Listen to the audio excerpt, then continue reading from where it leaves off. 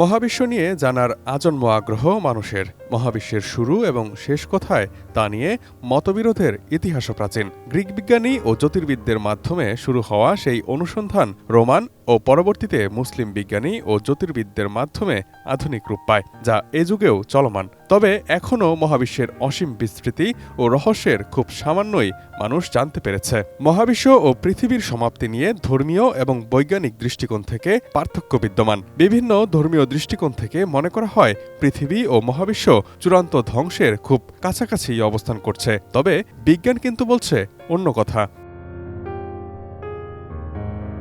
বর্তমানে মহাবিশ্বের বয়স 13.8 বিলিয়ন বছর, যা আমাদের কাছে দীর্ঘ মনে হতে পারে, কিন্তু মহাবিশ্বের ভবিষ্যতের তুলনায় এটি কেবলই সূচনা মাত্র। একদিন এই দীর্ঘ পথ পাড়ি দিয়ে মহাবিশ্ব চূড়ান্ত অন্ধকারে ডুবে যাবে। বিজ্ঞানীদের মতে মহাবিশ্বের চূড়ান্ত অবসান এখনও 100 ট্রিলিয়ন বছর দূরে। তবে এই পরিসমাপ্তি কোনো আকস্মিক বা নাটকীয় বিস্ফোরণের মাধ্যমে হবে না, বরং এটি একটি দীর্ঘমেয়াদী, ধীর এবং নিস্তব্ধ যাত্রা হবে, যেখানে সময়ের গভীরতায় সবকিছু ক্রমেই বিলীন হয়ে যাবে।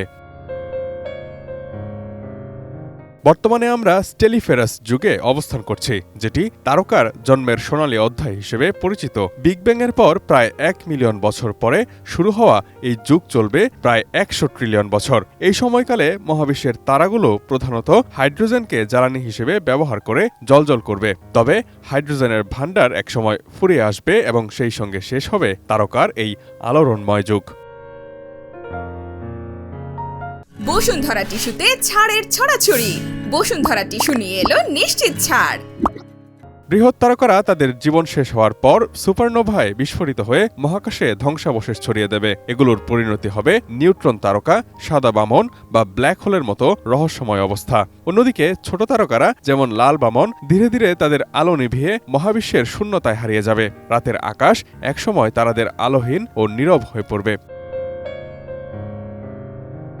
বিজ্ঞানীরা বলছেন তারপরও মহাবিশ্ব সম্পূর্ণ নিস্তব্ধ হবে না। মৃত তারকারা ক্ষীণ আলো ছড়াবে। কিছু গ্রহ এই মৃত তারকাদের চারপাশে আবর্তিত হবে, আবার কিছু গ্রহ তাদের নক্ষত্রহীন অবস্থায় শূন্য মহাশূন্যে একাকী ভেসে বেড়াবে, যেন তারা হারিয়ে যাওয়া কোনো এক সুরের প্রতিধ্বনি। ডার্ক এনার্জির ক্রমাগত প্রভাবে মহাবিশ্ব সম্প্রসারিত হতে থাকবে। গ্যালাক্সিগুলো এত দূরে চলে যাবে যে একে অপরের থেকে একেবারেই বিচ্ছিন্ন হয়ে পড়বে। মহাকাশ একসময় এক নিঃসীম শূন্যতায় পরিণত হবে, যেখানে একাকিত্বই প্রধান সুর।